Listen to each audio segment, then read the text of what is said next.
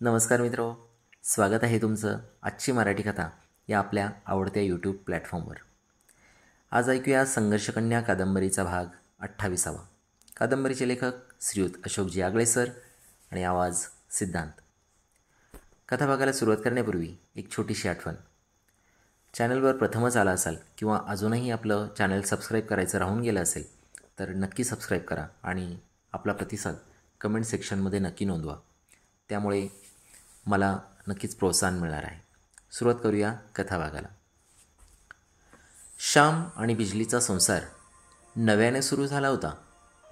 दोघेही भलतेच खुश दिसत होते. दुःखाच्या समुद्रातही सुखाची लाट असते, फक्त वाट बघायची असते.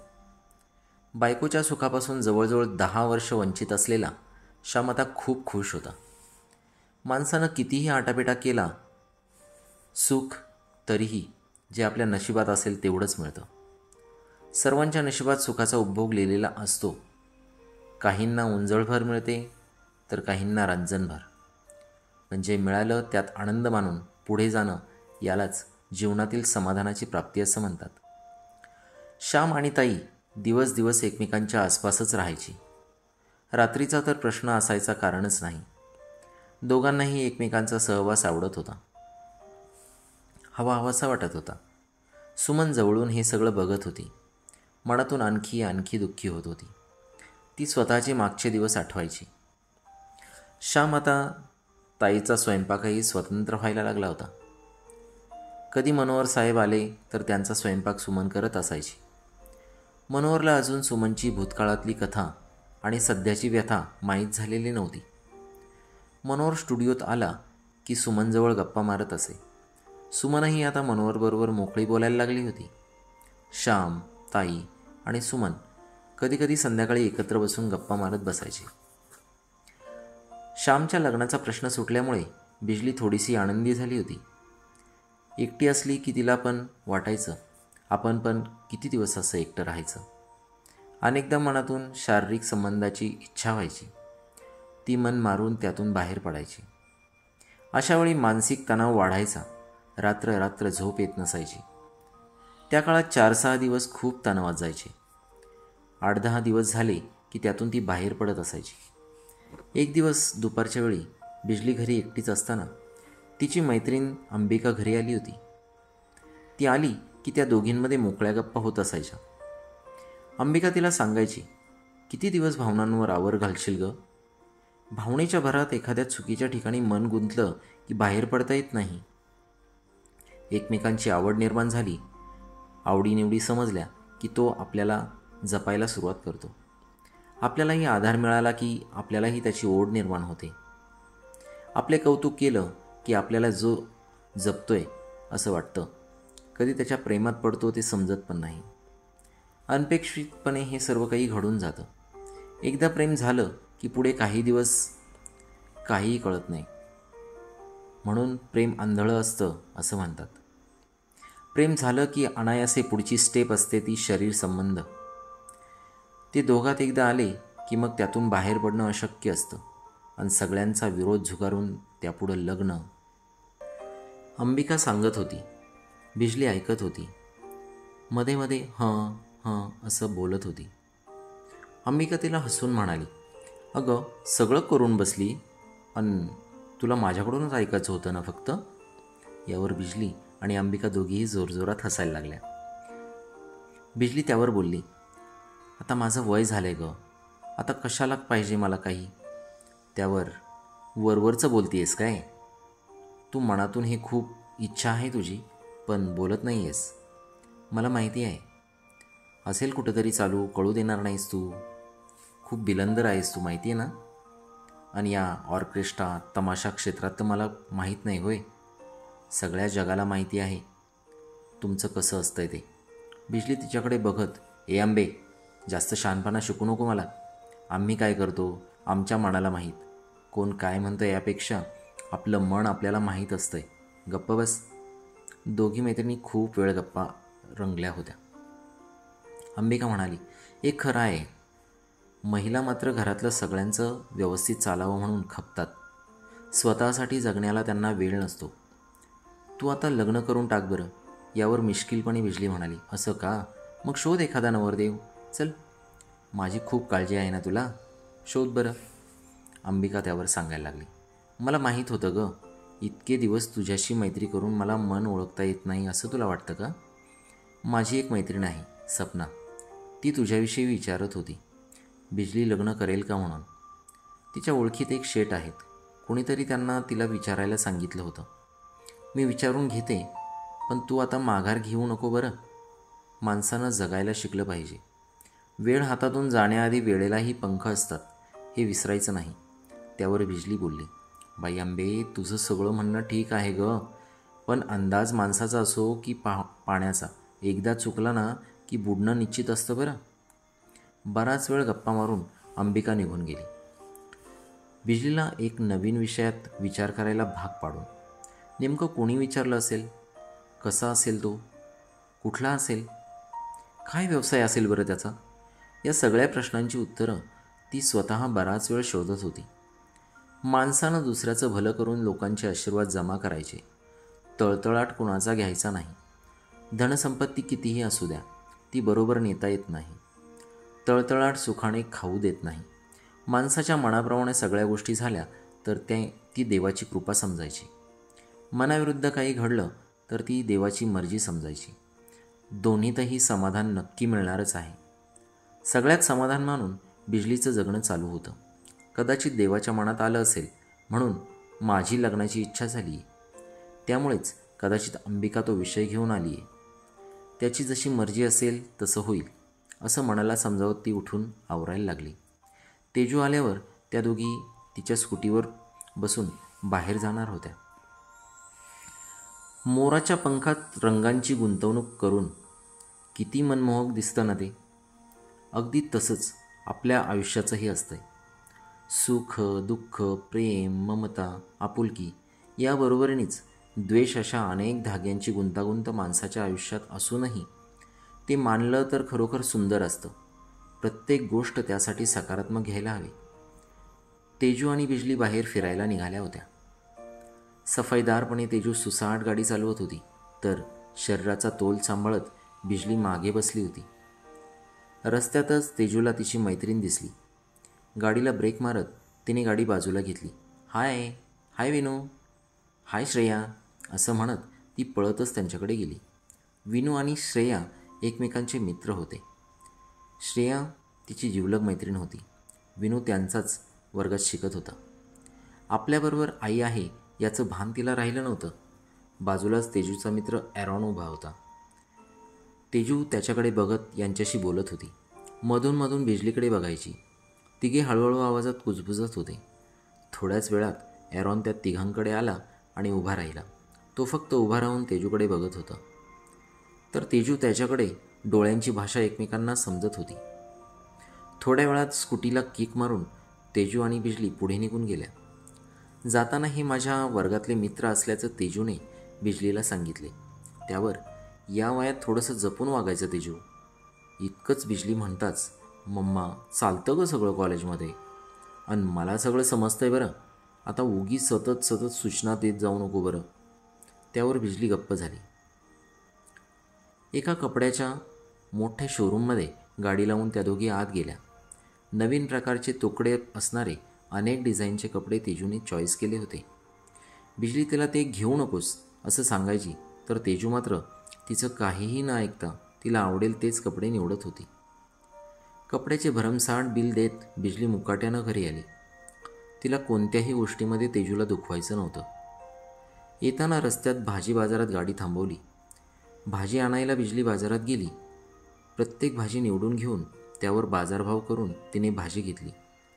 तेजूने किती महाग कपडे घेतलेत. भाजी घेतानाही आपण इतका विचार करतो. आपल्या पिढीतील मुलांना पैशाची किंमत का नाही याच्यावर ती विचार करत होती. तेजूच्या वागण्याने ती कधी व्यथित होतोच. प्रत्येकाच्या आयुष्यात एक धडा असा असतो की तो मोठ्याने वाचून दाखवता येत नाही. घरी आल्याबरोबर समजुतीच्या भाषेत तिने आईच्या ममतेने तेजूला समजावून सांगितले, माझी सगळी भिस्त बाळा तुझ्यावरच आहे. तूच माझ्या जगण्याची आशा आहेस. तुझ्यासाठी मी सगळ्या गोष्टींचा त्याग करून जगते ग. तू सध्या फक्त शिक्षणावर लक्ष दे. चांगलं शिक आणि स्वतःच्या पायावर उभी राहा. बाईच्या आयुष्यात कधी कोणती वेळ येईल सांगता येत नाही. माझंच बघ ना, आता मला किती मेहनत करावी लागते. आनंद तात्पुरता हसवतो, पण समाधान आयुष्यभर जगवत असते. तेजू, मी तुझ्याकडं बघून समाधानी झाली पाहिजे. वेल नाजूक जरी असली तरी तिचा आधार मजबूत असेल तर तिचं उंच आभाळाकडे जाण्याचा मार्ग मोकळा होतो. तुझ्यासाठी मी भक्कम आहे. हीच गोष्ट प्रत्येकाच्या आयुष्याला लागू होते. प्रत्येकाची सुरुवात लहान असते, पण योग्य मार्गदर्शन, भक्कम साथ मिळाली की कुठलीच उंची गाठता येते. तू सध्या यावर लक्ष केंद्रित करायला पाहिजे. ही वेळ निघून गेली आणि संधी हुकली की परत मिळत नाही. मित्र मैत्रिणी जमवू नको असं मी तुला म्हणत नाही, पण त्यात भावनेच्या भरात वाहत जाऊ नको बेटा. हे सगळं बोलताना ती भावूक झाली होती. तेजू काही वेळ काहीच बोलली नाही. बराच वेळ ती गप्प होती. मम्मा, माझ्यावर विश्वास ठेव बरं. मला पण समजतंय गं, नाही चुकीचं पाऊल उचलणार मी. आणि माझ्याकडून कॉलेजमध्ये पण असल्या काही गोष्टी होणार नाहीत ज्याची तू काळजी करतेस. तू काळजी करूच नकोस. आणि ऐक, मला माझ्या मनाप्रमाणे जगू दे. मी नाही चुकणार. इतकं बोलून ती खोलीत निघून गेली.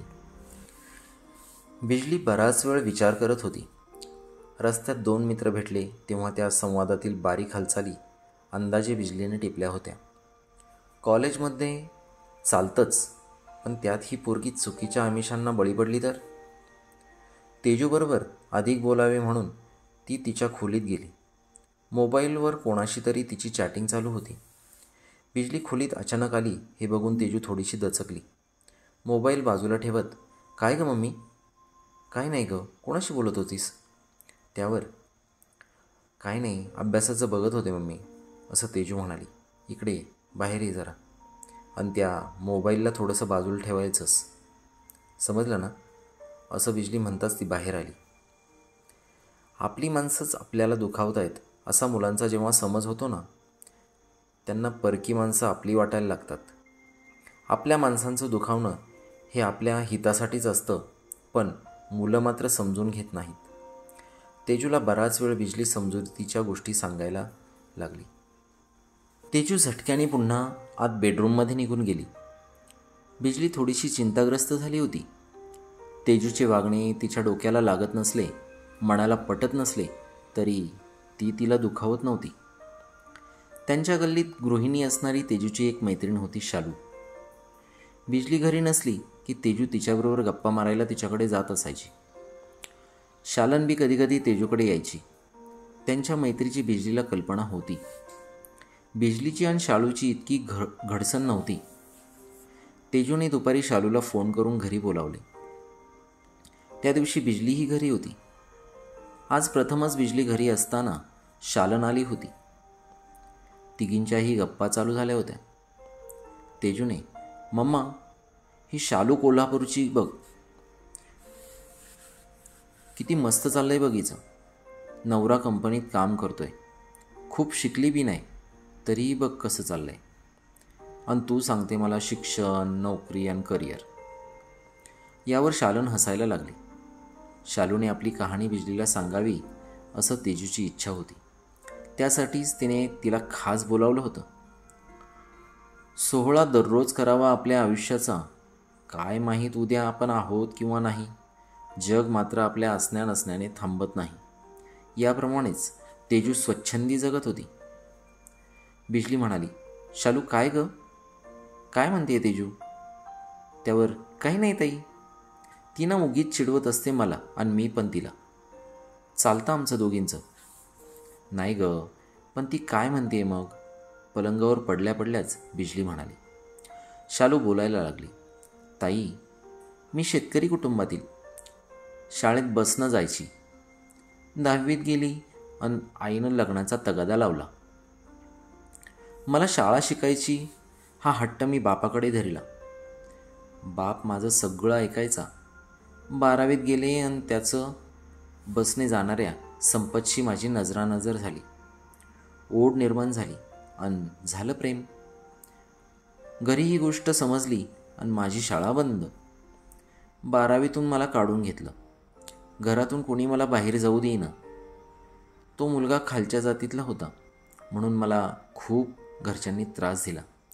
मी चोरून लपून त्याला दुसऱ्याच्या मोबाईलवरून कधीकधी फोन करायचे. एक दिवस आमच्या शेजारी मयत झालं. त्या धांदलीत घरचे सगळे असताना मैत्रिणीच्या मदतीने मी त्याच्याबरोबर पळून जाऊन लग्न केलं. 5-6 महिने झाले असतील. घरात त्रास व्हायला लागला. आमच्या कटकटी वाढल्या. मी त्याला आपण पुण्याला जाऊन काहीतरी काम करून राहू असे सांगितले, पण त्यानं मानलं नाही. माहेरकडची आई सोडून कोणीच माझ्याशी बोलत नव्हतं. एकदा भांडण करून मी माहेरी निघून आले. तोपर्यंत मला दिवस गेले होते. नवऱ्याने इकडं निघून ये म्हणून तगादा लावला. मला फोन करून आत्महत्या करेन अशी धमकी द्यायचा. शेवटी एक दिवस त्याने खरोखरच आत्महत्या केली. माझ्या सासू सासऱ्याने आम्ही खालच्या जातीचे म्हणून या मुलीने आणि तिच्या आईबापाने आमच्या मुलाला आत्महत्या करायला भाग पाडले असा गुन्हा आमच्यावर दाखल केला. सगळ्यांना खूप त्रास झाला. निकाल लागला तोपर्यंत मला मुलगी झाली होती आणि 2 वर्षांनी मुलीचा ताबा त्यांच्याकडे कोर्टानेच दिला. या सगळ्यात माझ्या बापाची अर्धा एकर जमीन विकली गेली. ताई, माझ्या एका चुकीमुळे सगळ्यांनाच खूप त्रास झाला. सुखदुःख पाठलाग करत असते. नंतर मला लग्नासाठी हे स्थळ आलं. ह्यांना पहिल्या बायकोचा एक मुलगा होता.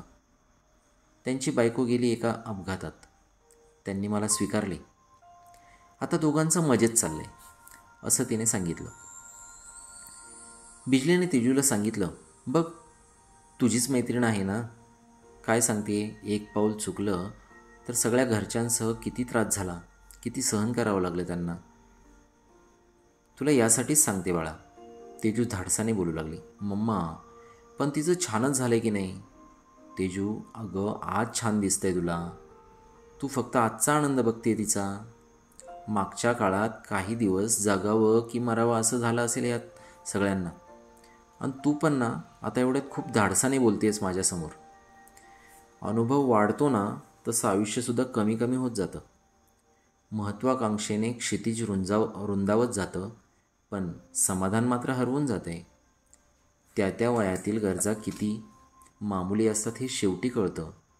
नंतर मात्र केलेल्या चुकांचा पश्चाताप आणि खरं आयुष्य जगण्याचं राहून जातं. बिजली तिजूला सांगत होती, मम्मा तुझं खरं आहे गं, पण शालूचं किती मजेत चाललंय ना. बाळा, अजून खूप जगायचं आहे तिला. अजून खूप आयुष्य पडलं आहे तिचं मागे. सगळेच दिवस आनंदात जावोत अशी माझी अपेक्षा आहे. तुला सांगते, उद्याचं भविष्य जर आपल्याला माहीत असतं तर जगण्याला आणि देवाला कोणी किंमत दिली नसती. तेजू, अगं आपल्या आयुष्याचा तमाशा होतो ना तेव्हा पडद्यामागचे कलाकार आपलेच माणसं असतात. तू कॉलेजमध्ये ज्यांना जिवलग समजते ना ते मित्रमैत्रिणी कधी तुझ्या मनाविरुद्ध वागून तुझं मन दुखावतील ना ते तुला कळणारसुद्धा नाही बाळा. आपली इज्जत खूप महत्त्वाची असते. इज्जत ही तुझ्या स्वतःची तू समजत असशील, पण ही इज्जत सगळ्या कुटुंबाची असते बाळा. काचेचं भांडं एकदा फुटलं की त्या झालेल्या तुकड्यांपासून इमले बनवता येतात. त्यासाठी अपार कष्ट मेहनत घ्यावी लागते. हे सगळं होऊ नये म्हणून या वयात जपायचं असतं. तू स्वतःशी प्रामाणिक राहा. स्वतःशी प्रामाणिक असलेला माणूस स्वतःचं एक खणखणीत नाणं असतो. तू म्हणतेस मी मोठी झाली आहे, मला सगळं समजतंय, तरीसुद्धा आई म्हणून तुला जबाबदारीने सांगते, काहीही असू दे मी तुझ्याबरोबर आहे. खरं बोलून मन तुटलं तरी चालेल, पण विश्वास कधी तुटू देऊ नये माणसानं.